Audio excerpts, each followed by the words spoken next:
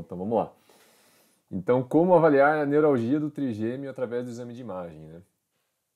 Então, assim, para a gente saber interpretar o exame de imagem na avaliação do paciente com trigêmeo-nalgia, a gente tem que conhecer a anatomia do nervo trigêmeo, né? Se a gente quer identificar uma doença que acomete uma região específica, a gente tem que saber onde procurar, certo? Então, vamos lá. O nervo trigêmeo, ele tem inúmeros núcleos que estão distribuídos ao longo do tronco encefálico e região mais cranial da medula espinhal. Tá? Então, só para a gente revisar assim, conceitos básicos, né? Como que a gente identifica o tronco encefálico no exame de imagem. No plano sagital, a gente tem uma visão mais panorâmica do tronco encefálico, onde a gente tem essa imagem aqui que parece um pinguim, né? Então, aqui a gente está no plano sagital e a cabeça do pinguim corresponde ao mesencéfalo. Ele tem até esse chapéuzinho aqui, né, que corresponde ao teto mesencefálico, onde fica a placa quadrigeminal. A gente tem inferiormente aqui a barriga do pinguim, que corresponde ao nível da ponte, né? E os pés do pinguim correspondem ao bulbo encefálico. Tá? E os núcleos do trigêmeo, são vários núcleos, eles ficam distribuídos predominantemente na região posterior do tronco encefálico. Uma região que é classicamente acometida do nervo trigêmeo é o núcleo espinhal do nervo trigêmeo, que fica principalmente aqui na região do bulbo encefálico, até o nível aqui da medula espinhal, acometendo a região posterolateral do mesmo.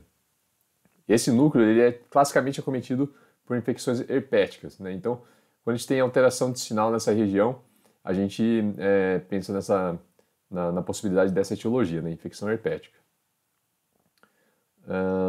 Outra região intraparenquimatosa comumente acometida do nervo trigêmeo é o trajeto intraparenquimatoso, que fica nessa região mais lateral e cranial aqui da ponte, logo após a entrada do nervo trigêmeo no tronco encefálico. Tá? Por enquanto, tudo bem?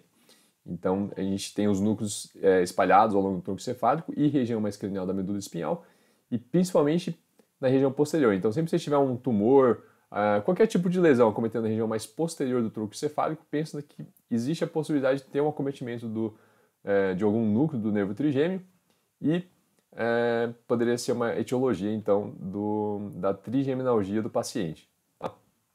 Agora, vamos partir para uma parte que é muito importante. A gente tem uma ferramenta que é extremamente importante para avaliar o nervo trigêmeo, que é a sequência CIS.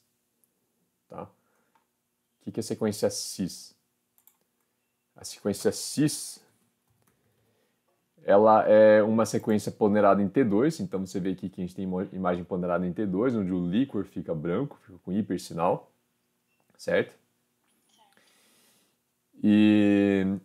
Mas não é um T2 convencional, né? É um T2, ele é diferente, né? Tecnicamente ele é diferente e ele faz com que a imagem tenha um contraste muito grande entre o líquor e pequenas estruturas, né? Então, para identificar nervos cranianos, vasos, pequenos vasos, ele é muito bom.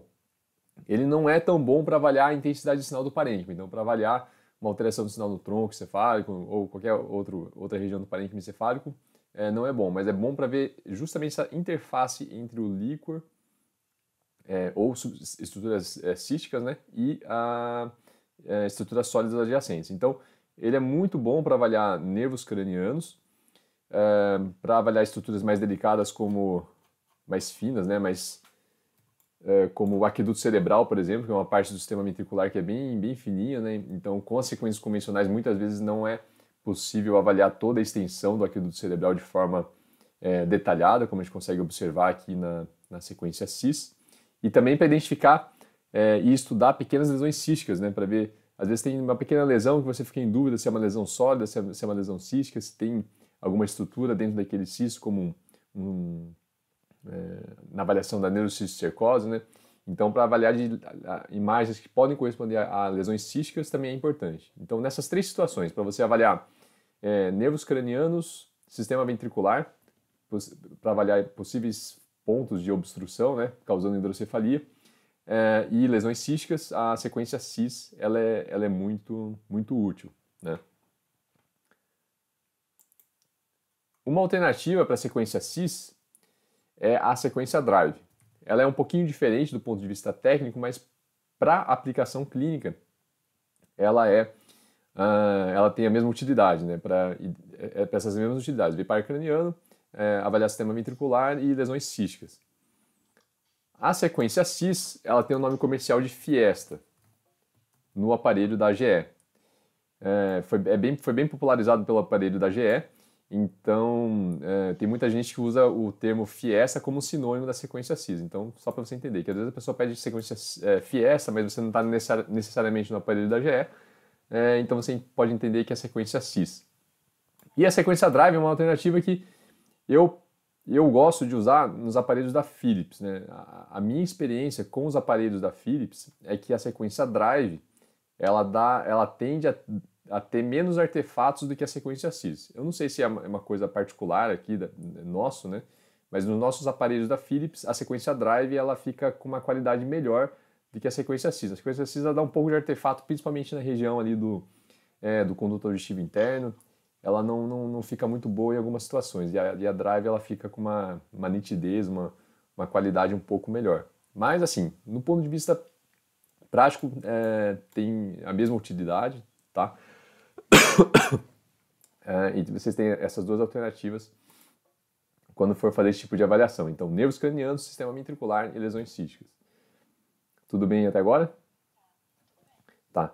Agora, uma coisa importante que você tem que saber é que a sequência CIS, a sequência Drive, ela não é utilizada na nossa rotina, no exame de rotina. Então, é importante a gente ter essa informação clínica de que existe uma suspeita de um comprometimento de um nervo craniano, no caso aqui do nervo trigêmeo, né? Para a gente fazer essa sequência CIS, porque é ela que vai possibilitar a gente avaliar detalhadamente o nervo trigêmeo. Né? Sem essa sequência, a gente não consegue avaliar de forma adequada, então a gente pode ter um resultado falso negativo do exame. Mas vamos lá, vamos partir agora para o nervo trigêmeo propriamente dito. Né? Então, como que a gente observa na sequência CIS? O nervo trigêmeo, ele é o nervo craniano mais proeminente que a gente tem. Então, ele é bem fácil de identificar na sequência CIS. Esse nervo aqui mais espesso, ele tem uma morfologia meio tendendo a um aspecto triangular aqui no plano axial, né? E no plano sagital, ele tem um trajeto linear aqui, né? Ele não tem um trajeto curvo para baixo ou para cima, ele tem um trajeto linear. E no plano coronal vai ser a sequência mais importante para a gente avaliar o nervo trigêmeo. Então a gente começa avaliando no plano coronal o nervo trigêmeo aqui nessa região que é chamada de cavo de Meckel. O cavo de Meckel, essa região aqui que é preenchido por líquor, né? Você vê que tem hipersinal em T2, que fica junto à região posterolateral do seio cavernoso. Então a gente tem o seio cavernoso aqui e na região posterolateral dele a gente tem o cavo de Meckel. Tá? Ele é preenchido por líquor e pelos raminhos ali do nervo trigêmeo. A gente consegue observar de forma mais nítida aqui do lado esquerdo os 3 ramos, né? São 3, afinal é o nervo dos trigêmeos, né? Então são os 3 ramos do nervo trigêmeo. O ramo V1, que é o ramo oftálmico, o ramo V2, que é o ramo maxilar, e o ramo V3, que é o ramo mandibular. O V1 ele sai pela fissura orbitária superior, o V2 sai pelo forame redondo, e o V3, como a gente consegue observar aqui, ele sai para baixo, né? Ele é o ramo que tem um trajeto diferente, ele sai para baixo aqui, através do forame oval. Colocar a linha de referência aqui, então esse ponto que a gente está vendo no coronal corresponde a esse ponto aqui no axial e corresponde a esse ponto aqui no sagital, tá? Então você consegue ver aqui que o ramo V3 ele tem um trajeto descendente, ó, eu estou descendo as imagens aqui, e vai sair ali através do forame oval, sendo que esses forames, né, o forame redondo, o forame oval, a gente vai conseguir observar melhor a anatomia através da tomografia. Aqui na ressonância magnética não fica tão bem delimitado assim. Então, voltando aqui no plano coronal, a gente avalia o nervo trigêmeo começando aqui no cavo de Meckel, tá? Então você vê que essa imagem aqui no plano coronal corresponde a esse plano aqui na imagem axial. Tá? Então estou bem aqui no cavo de Meckel. Aí eu vou começar a correr para trás, ó, a linha verde está indo para trás aqui. Então eu vou correndo para trás, acabou o cavo de Meckel, estou indo para a região cisternal do nervo, tá? Na região cisternal do nervo, eu vou ver uma bolinha circundada por líquor. Esse aqui é o nervo trigêmeo, essa bolinha, tá? Aqui a gente está vendo a anatomia do paciente normal. E, então, eu vejo a porção cisternal com uma bolinha circundada por líquor. Eu não posso ver nenhuma outra estrutura tocando o nervo até que ele entre na ponte. Ó, entrou na ponte aqui. E todo o trajeto dele tem que ser livre. Se eu vejo outra estrutura, como esse vaso aqui, tocando o nervo trigêmeo, ele pode ser uma causa da neuralgia do paciente. Tudo bem até agora? Então tá bom. Então essa aqui é a anatomia normal. No axial a gente vê essa estrutura triangular, no plano sagital a gente vê um trajeto linear, e no coronal a gente vai acompanhando desde o cavo de Meckel até posteriormente entrar na ponte, né? É uma estrutura arredondada circundada por líquor. Então olha só esse exemplo aqui de um paciente com neuralgia do trigêmeo.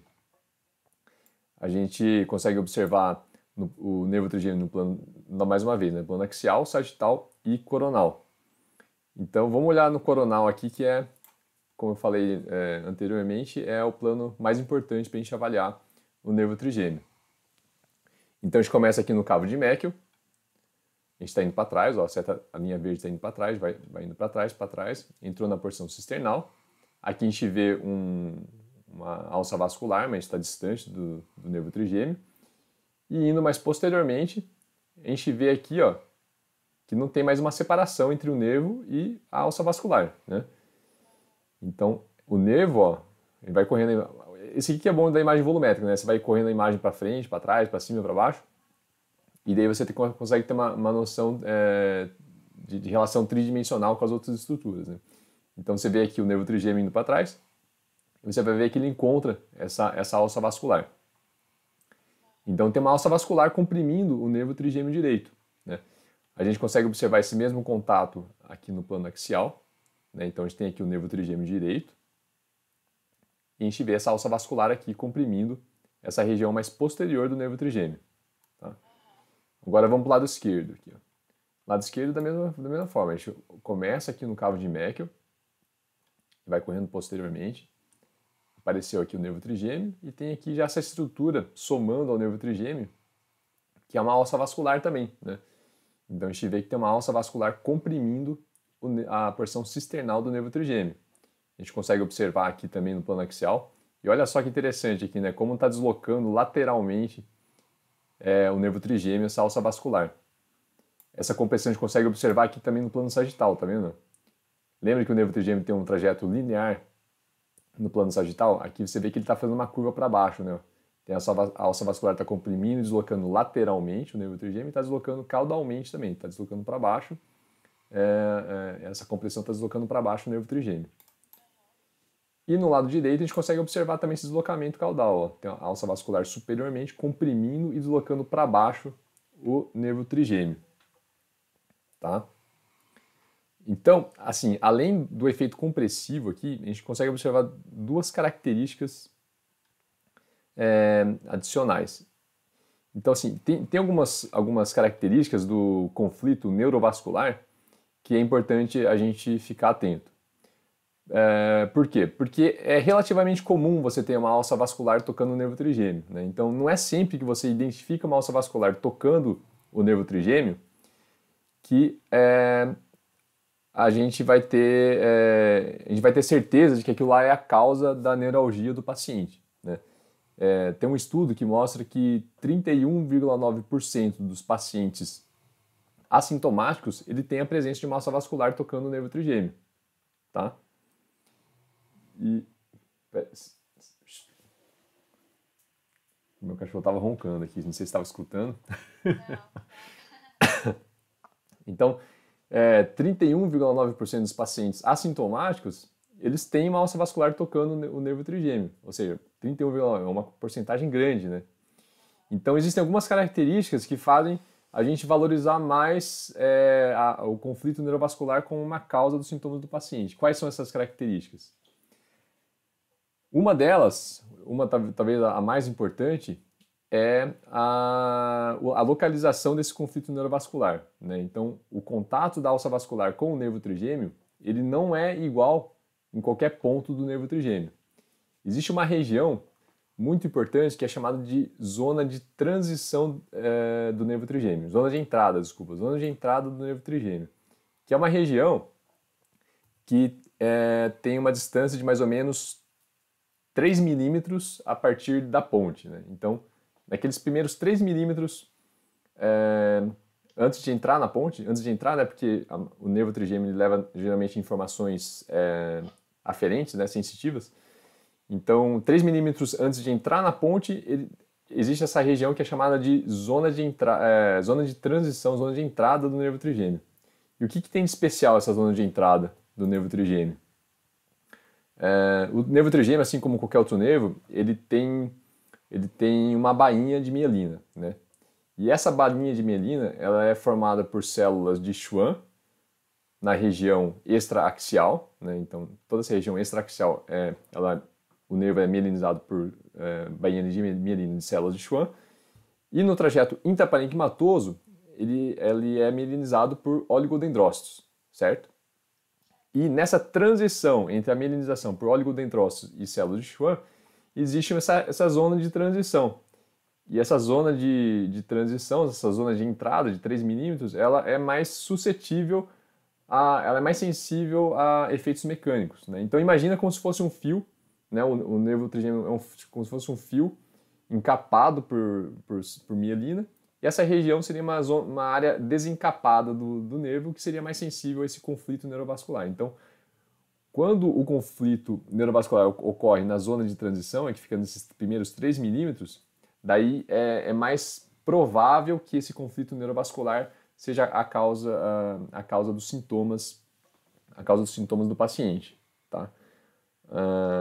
Então, assim, quando o paciente tem um conflito neurovascular nessa região, daí você passa a ter só 14% dos pacientes assintomáticos, né? Então você tem um falso positivo menor, né? Lembra, eu te falei 31,9% quando é de modo geral no nervo trigêmeo. Quando é na zona de entrada, desculpa, na zona de transição, estou confundindo o tempo todo, na zona de transição você cai para 14%. Ou seja, mesmo na zona de transição, o paciente pode ser assintomático, mas a chance diminui de que seja só um achado de exame, né? Aumenta a chance de ser sintomático. Outras características que a gente pode observar também é quando a alça vascular está deslocando o nervo trigêmeo, como a gente observa aqui, e quando o nervo também está afilado, né? Então repare que nesse caso aqui, onde o paciente tem neuralgia do trigêmeo, o nervo está muito mais afilado do que no paciente normal. Deixa eu colocar lado a lado aqui para ficar mais evidente. Então esse aqui é o nosso paciente com sintoma. Esse aqui é o primeiro paciente, o paciente assintomático, né? Então você vê que a anatomia normal do nervo trigêmeo é um nervo muito mais espesso, e aqui a gente tem um nervo muito mais afilado. Então essas outras duas características, quando presentes, elas não vão ser não é um achado tão frequente assim, mas quando presentes, eles aumentam muito a especificidade do achado, tá? Então assim, quando você tem compressão e deslocamento, você aumenta o valor preditivo positivo para 81%, E quando você tem um afilamento, você tem 86% de valor preditivo positivo. Ou seja, se você tem um afilamento do nervo, quer dizer que a compressão neurovascular tem uma chance de 86% de realmente ser a causa da neuralgia daquele paciente. Então, assim, você aumenta, apesar de não ser visto em todos os pacientes, quando você observa esses achados, afilamento e deslocamento, aumenta muito a chance de que aquilo lá realmente seja a causa dos sintomas do paciente. E tem artigos falando que também, quando tem esses achados aqui, a resposta ao tratamento cirúrgico de descompressão vascular, ela melhora também bastante, aumenta muito a chance de resposta ao tratamento cirúrgico. Tá? Então, dessa forma então, que a gente avalia, através de exame de imagem, o paciente com neuralgia do trigêmeo. Tá? Importante lembrar das sequências que a gente pode utilizar, são as sequências CIS e DRIVE. Sem essas sequências a gente não consegue observar todos esses detalhes aqui que a gente acabou de observar. E essas sequências elas só serão utilizadas se a gente tiver informação clínica de uma suspeita de neuralgia. Se não tiver suspeita de neuralgia do trigêmeo, a gente não vai fazer essa sequência e muito provavelmente não vai fazer o diagnóstico da compressão neurovascular. Beleza? E, bom, se você achou interessante esse assunto e gostaria de ter mais segurança no uso da neuroimagem na sua rotina clínica, não deixe de fazer seu cadastro gratuito para participar do webinar no dia 18 de julho, às 9 da noite. O link está na bio do meu Instagram e também na